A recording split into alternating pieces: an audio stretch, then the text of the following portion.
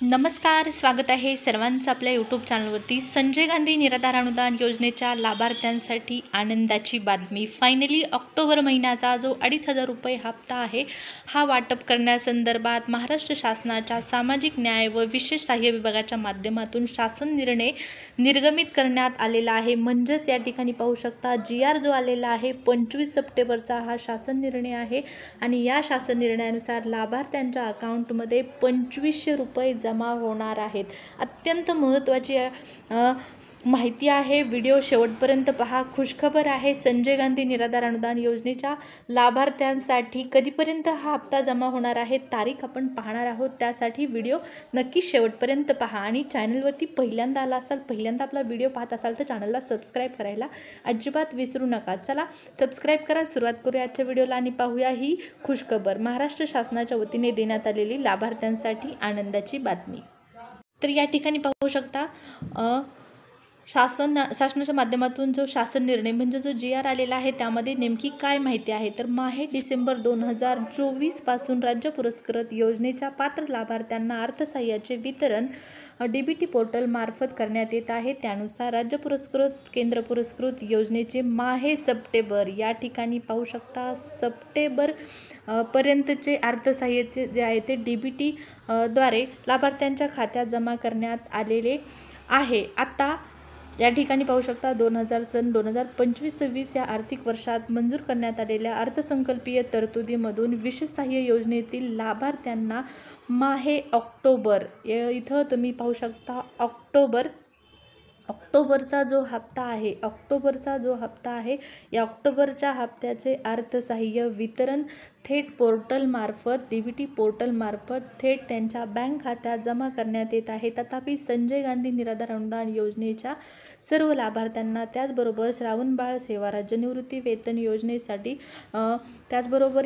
करण्यात आलेल्या अर्थसंकल्पीय तरतुदीमध्ये 100% खर्च करण्यात आलेला असून सन 2025च्या पावसाळी अधिवेशनात उपरोक्त दोन्ही सर्वसाधारण योजनेसाठी अनुक्रमे 1500 कोटी व 2000 कोटी इतक्या रकमेची पुरवणी मागणी मंजूर करण्यात आलेली आहे आणि ही रक्कम आता लाभार्थ्यांच्या खात्यामध्ये जमा करण्यासाठी ऑक्टोबरचा हप्ता वितरित करण्यात येणार आहे। त्यामध्ये शासन निर्णय इथं पाहू शकता शासन निर्णय जारी करण्यात आलेला आहे। संजय गांधी राज्य पुरस्कृत संजय गांधी निराधार योजना श्रावणबाळ सेवा राज्य निवृत्ती वेतन योजनेतील लाभार्थ्यांना माहे डिसेंबर 2025 पासूनचे अर्थसहाय्य DBT पोर्टलद्वारे करण्यात आलेले आहे। राज्य पुरस्कृत संजय गांधी निराधार अनुदान योजना श्रावणबाळ सेवा राज्य निवृत्ती वेतन योजना तसेच केंद्र पुरस्कृत इंदिरा गांधी राष्ट्रीय वृद्धापकाळ निवृत्ती वेतन योजना, इंदिरा गांधी राष्ट्रीय विधवा निवृत्ती वेतन योजना, इंदिरा गांधी राष्ट्रीय दिव्यांग निवृत्ती वेतन योजना या योजनेतील लाभार्थ्यांना ऑक्टोबर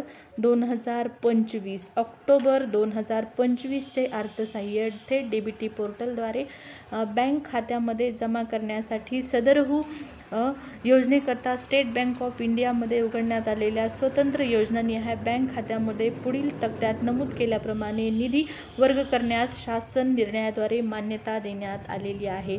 आता ही खुशखबर तुम्ही पाहिलेली आहे, ऑक्टोबरचा हप्ता वितरण होणार आहे आणि ऑक्टोबरचा हप्ता 2,500 रुपये वितरित होणार आहे आणि 2,500 रुपयासाठी तुम्हाला काही सूचना देखील देण्यात आलेल्या आहे। शासनाकडून तुम्हाला कागदपत्र जमा करायचे आहेत। जर 2,500 रुपये हप्ता हवा असेल तर कोणकोणती कागदपत्र, तुमचं UDID कार्ड, अद्ययावत UDID कार्ड, बँक पासबुक आणि आधार कार्ड ही डॉक्युमेंट तुम्हाला तहसील कार्यालयामध्ये सादर करायचे आहेत, तेव्हाच तुम्हाला हा 2,500 रुपयाचा हप्ता मिळणार आहे।